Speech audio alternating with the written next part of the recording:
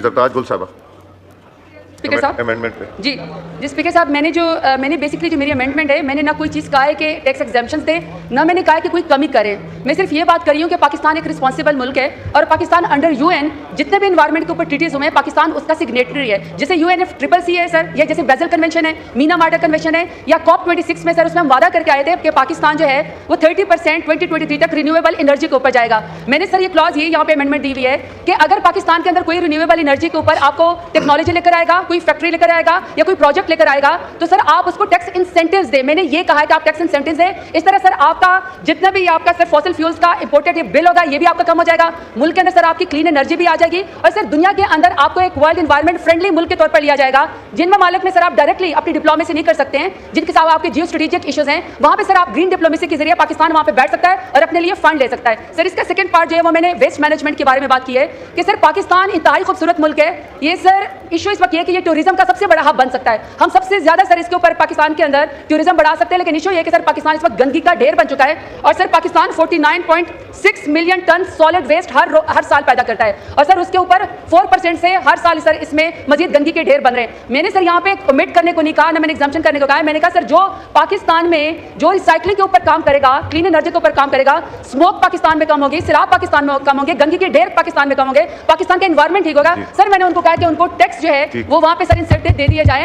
Sir please मेरी sir finance minister साहब से मेरी रिक्वेस्ट है कि सर इसको अपोज ना करें। सर उसकी वजह है ये कौमी इशू है सर, PTI का इशू नहीं है। हमने sir 10 billion tree tsunami start किया, क्लीन ग्रीन पाकिस्तान स्टार्ट किया, प्लास्टिक बैग्स बैन हमने स्टार्ट किया, पाकिस्तान के 23 हमने नेशनल पार्क बनाए, वर्ल्ड एनवायरमेंट डे 5 जिनको प्राइम मिनिस्टर इमरान खान की वजह से हमें मिला। तो सर प्लीज इसको जो है रिजेक्ट न करें। जी थैंक यू। जरताज गुल साहिबा। डिप्टी स्पीकर साहब, जो आजकल हो रहा है, अहमद फरहाद की सर एक नज़म है, इनके नाम सारी आवाजें दबा दो, सारे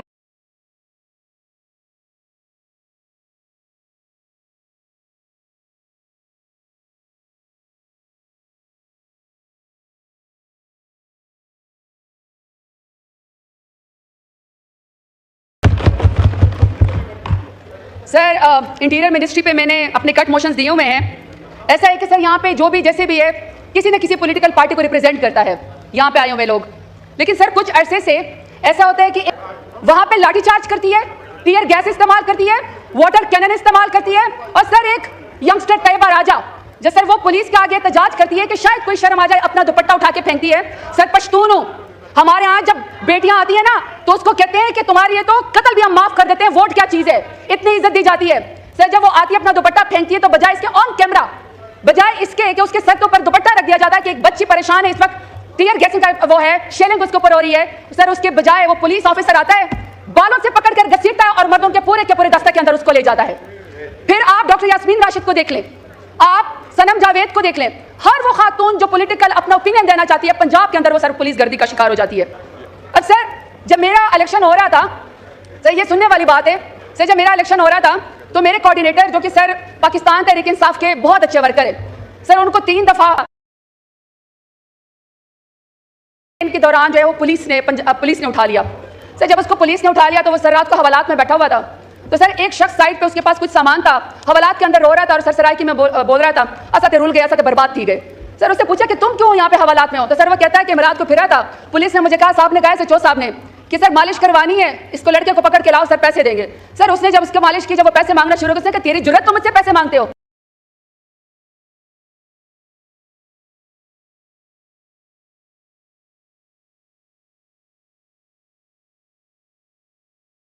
है या सर वो जिसने दहशतगर्दों का सरगना हो, किसी शख्स का सर ECL पे नाम नहीं आता।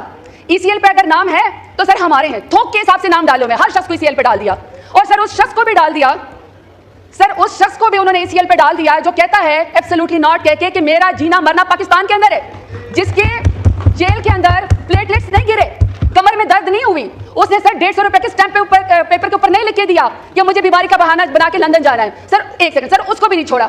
सर दूसरा, उसके बाद सर इसकी तीसरा कारनामा मैं आपको बताती हूँ सर, इसका है जो हमारे खिलाफ जो है FIR दी जाती है। सर FIR क्या है, आप सर पूरा PPC उसके अंदर झंडा उठाने पर पाकिस्तान तहरीक इंसाफ के, पाकिस्तान तहरीक इंसाफ का जलसा करने पर, पाकिस्तान तहरीक इंसाफ की रैली करने पर, सर जरा वो देखें, दफा देखें। पहला है जी झंडा उठाने पर दहशतगर्द, सर दूसरा है एंटी स्टेट, तीसरा है गद्दार, चौथा है कि सर शरपसंद। सर जब दिल नहीं भरा क्योंकि 28 दफा पूरी PPC की डालनी थी, आप यकीन करें सर शर्म आती है। गाय चोरी का पर्चा मेरे ऊपर डाला कि मैंने कार की डिग्गी में कच्चे के इलाके में गई, पक्के के डॉक्टरों को तो नहीं पकड़ सकते, मैं कच्चे के इलाके में गई तारक से। ए नहीं सर, कार की डिग्गी में नहीं सर, प्लीज ऐसे ना करें। पे 3 मिनट है, 4 मिनट सर, 3 मिनट और दे दें सर। कार की डिग्गी में गाय डाली और सर मैंने चोरी कर ली। आप आपके नाम काट दें, दूसरे आपने 20 लिखे हुए कट मोशंस पे, उनके आप 3 के नाम काट दें। 3 मिनिस्ट्रियां और करनी है इंक्लूडिंग दिस। 3 मिनट तो मांगे। Mind up please, mind up please. मैंने आपको डिस्टर्ब नहीं किया, please. It's more than 7 minutes please. जी सर। तो सर यानी कि जो दफात थी सर, झंडा उठाने पर, पाकिस्तान तहरीक इंसाफ की रैली निकाले पर, इमरान खान का नारा लगाने के ऊपर, दहशतगर्दी के FIR के बाद इतनी दफात होगी कि सर गाय चोरी पे डाल दी, स्ट्रीट लाइट पे डाल दी और ATM मशीन तोड़ के सर उससे पैसे निकालने के अलावा सर गुजरावाला के अंदर 302 पे डाल दिया। Thank you. शहराम खान साहब जी, मैडम का माइक खोलें। Thank you sir. मेरे सिर्फ सर 2 ही पॉइंट है सर। मेरा ख्याल है कि इट्स टाइम कि जितनी भी रिडंडेंट ऑर्गेनाइजेशंस और मिनिस्ट्रीज़ हैं सर, जो पाकिस्तान की इकोनॉमी के ऊपर बोझ हैं, और सर जैसे पावर डिवीजन है जिसका सर हम सिर्फ 3 खरब का खसारा और जो मजीद बढ़ रहा है हमारी जेबों से निकल रहा है सर, इनको ख़त्म करके रिडंडेंट ऑर्गेनाइजेशंस को ख़त्म कर दिया जाए। और sir with the passage of time हमें समझने की ज़रूरत है कि sir water resource, food security और क्लाइमेट चेंज को हमें टॉप प्रायोरिटी पर रखना चाहिए। हमें इनको चेयर्स भी देनी चाहिए, हमें इनकी फंड्स को भी देखना चाहिए। और सर ये ज़रूरी नहीं है कि यहाँ पे हर बात पे बार बार कहा जाएगा आई अपोज। सर बात आई अपोज की नहीं है, बात ये कि यहाँ पे सर जो हम कट मोशन लगाते हैं इसको कोई बेनिफिट होना चाहिए। और सर मैं क्यों फूड सिक्योरिटी की बात कर रही हूँ सर, पाकिस्तान में अभी हमें ये टॉप प्रायोरिटी रखनी चाहिए। पाकिस्तान जो हंगर इंडेक्स है उसमें सर बहुत ऊपर चला गया। पाकिस्तान में भूख अफलास बढ़ रही है, 10 करोड़ जो लोग हैं वो गुर्बत की लकीर से नीचे चले गए हैं। 44% जो है वो बच्चों की मेल न्यूट्रिशन हो रही है। और सर उसका रीजन ये है कि जो उनकी मदर्स हैं सर ग्रोथ है और उनकी जो मदर्स हैं सर उनकी जो है वो मेल न्यूट्रिशन हो रही है सर। इसी तरीके से जो वो है पाकिस्तान में हाईएस्ट इन्फेंट मोर्टेलिटी रेट है, बच्चों की आबाद सबसे ज़्यादा हो रही है। तो सर मेरा ख्याल ये है कि अगर हम क्लाइमेट चेंज को, वाटर रिसोर्सेज को, सर वाटर रिसोर्स को मुझे बजट ज़हन में नहीं है, लेकिन सर क्लाइमेट चेंज को सिर्फ 4 अरब दिए गए हैं। और सर रिसर्च में मैंने इसमें बजट में पढ़ा है सर, रिसर्च में सिर्फ 15 लाख हमारे रिसर्च के लिए दिए गए हैं। सर इस तरह तो नहीं चल सकता है ना। तो सर अगर हमने अपने वक्त के लिहाज से, पैसेज के लिहाज से चीज़ों को ठीक करना है तो सर हमें वो इदारे जो पाकिस्तान के आवाम के ऊपर बोझ है, जैसे सर रेलवेज हैं, जैसे सर ये मिनिस्ट्री ऑफ पावर है सर, इनको खत्म करें, इनको मजीद बजट देना बंद करें। और सर टॉप पे वाटर रिसोर्स, क्योंकि पाकिस्तान वाटर स्कैर्सिटी लाइन जो 2005 में जो है वो खत्म कर चुका है, पास कर चुका है। इसी तरह सर फूड सिक्योरिटी है, इसको टॉप पे रखें और सर क्लाइमेट चेंज को टॉप पे रखें तो इंशाल्लाह बेहतरी होगी। Thank you sir. जरताज गुल साहिबा। डिप्टी स्पीकर साहब, जो आजकल हो रहा है अहमद फरहाद की सर एक नज़म है, इनके नाम सारी आवाज़ें दबा दो, सारे